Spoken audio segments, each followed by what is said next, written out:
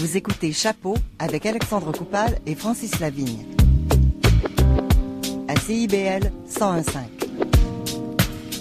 Maintenant, retrouver notre chroniqueur Philippe Dion qui est de retour avec la guerre des bières. Bonsoir Philippe. Bonsoir Alexandre. Comment ça va? Ça va très bien, c'est le temps des fêtes. Allô, du temps des fêtes, ouais.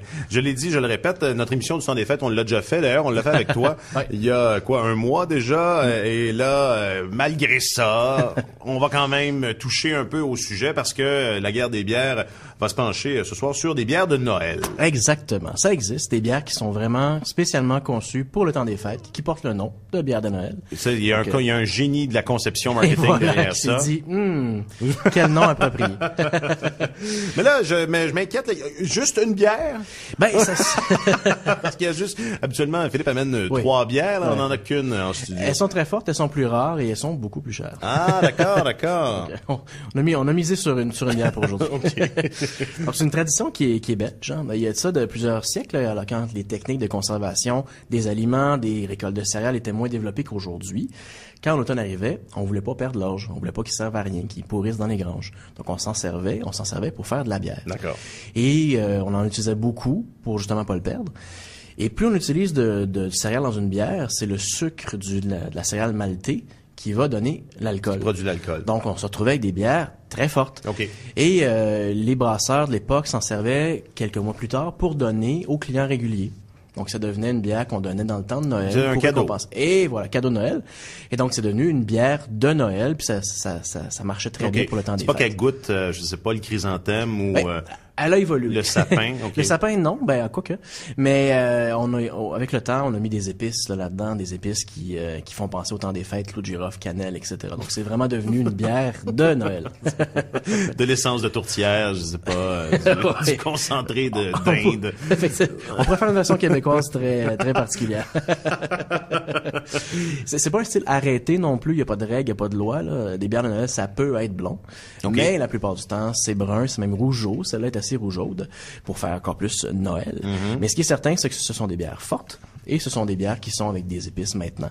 On s'en sort pas. Mais c'était pas le cas, comme tu dis, c'était pas le cas initialement, nécessairement. Exactement, ça n'a pas toujours été le cas. Okay. Et au Québec, on a repris la tradition. Okay. Les microbrasseries d'ici qui en font de plus en plus. C'est un brassin qu'on fait, un brassin spécial. Là, on fait ça une fois par année. Il n'y a pas trop de risques financiers parce qu'on en fait très peu et on le vend tout. Donc, vous allez en voir. Là, il commence à en avoir. Cette année, j'en ai pas dénombré beaucoup, mais il commence à en avoir. 3 mousquetaires, entre autres, que j'ai amené aujourd'hui. Microbrasserie que j'adore, qui fait un excellent travail.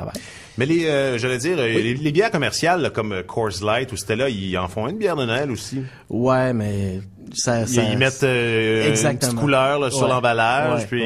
OK, c'est pas ça, là. C'est...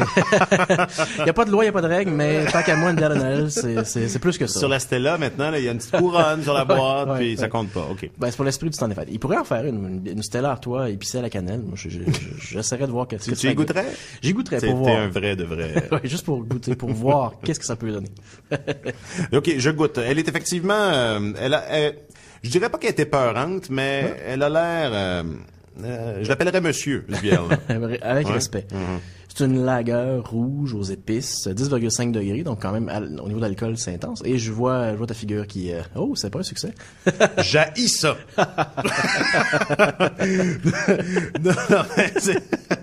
C'est très... depuis que tu fais la chronique, je remarque que les bières que j'aime moins ont un côté très, très sirupeux.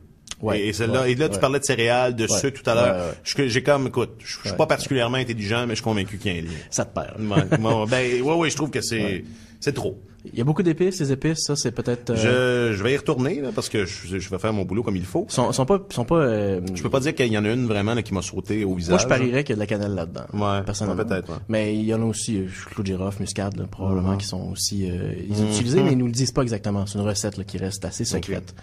On parle aussi de fruits confits, de sapin, de vanille, de chêne, là. Ça dépend des interprétations. Moi, je dirais que ça goûte tout ça, bien concentré, bien épaissi. Et bien, il n'y a pas juste que des bières de Noël. Donc, j'ai amené des bières de Noël, mais pour le temps des fêtes aussi, je peux en profiter pour suggérer de prendre la bière, plutôt que du vin, plutôt que du fort. On peut s'essayer. On prend des alcools plus costauds pendant le temps des fêtes, ça vient avec. Alors, bon, j'aurais tendance à suggérer des bières fortes là, pour remplacer les 6, 7, 8, 9, 10 degrés. C'est une belle occasion d'essayer des bières brunes, des bières foncées qu'on utiliserait, qu'on boirait moins, disons, pendant les périodes chaudes. Puis ça paraît épeurant à 9 ou 10 degrés, mais dans le fond, c'est quand même moins fort que du vin, qui est souvent 12, 13, 14 degrés. Absolument. Donc, mais en même temps, enfin, je veux pas... Permets-moi de faire l'avocat du diable, c'est ça, la bière froide se boit un peu mieux que... Quoique, moi, enfin... On sert le vin plus rafraîchi là, plus récemment, mais n'empêche que je sais pas, il y a comme un côté. C'est pas la même habitude de consommation. Ouais, c'est ça. Juste pour relativiser un peu la puissance de cette. De toute façon, c'est Noël, là, c'est le temps de se péter la face en deux. Je dirais pas comme ça. À chapeau, on fait la promotion d'une très mauvaise. La consommation d'alcool excessive. Oui, exactement. Ouais. Mais pas quand vous conduisez là. Non. Okay. Puis on peut aussi accorder la bière avec le mets. Il y a pas de la bière se prête très bien comme le vin. Il y a pas de raison que ce soit moins bien que le vin. Et il y a pas de bonne réponse. Il y a toutes sortes de façons d'accorder.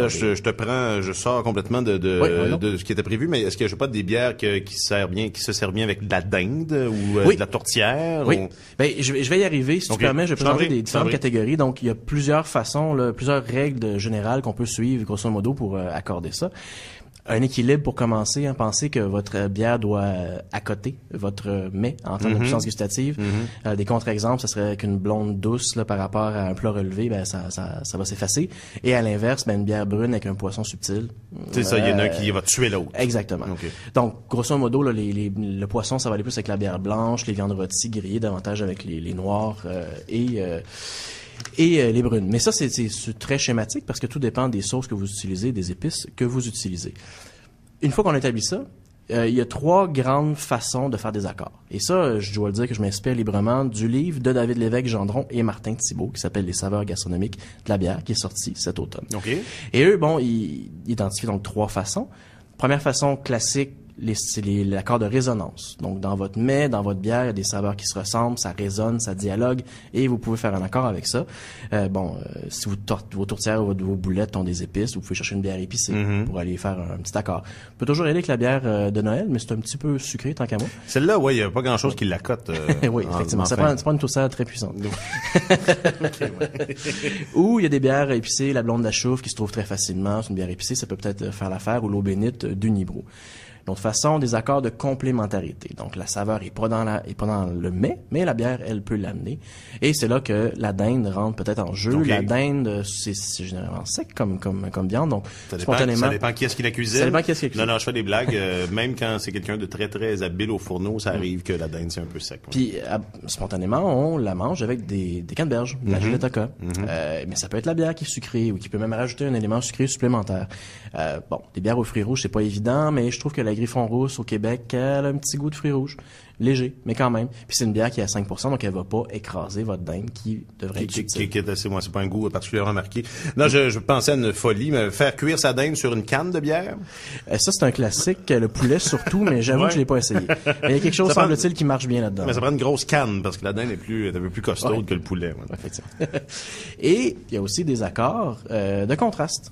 Donc, des mets qui vont pas nécessairement bien à base, qui sont contre-instinctifs.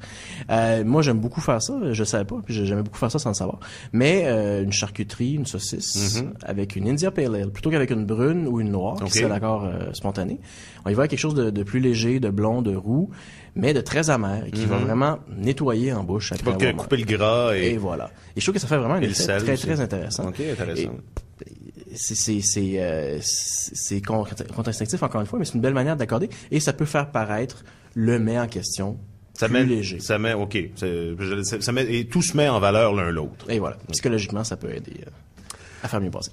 Super. Donc, c'est des grandes lignes que vous pouvez essayer dans le temps des fêtes, là, faire vos propres expérimentations et voir où ça vous mène.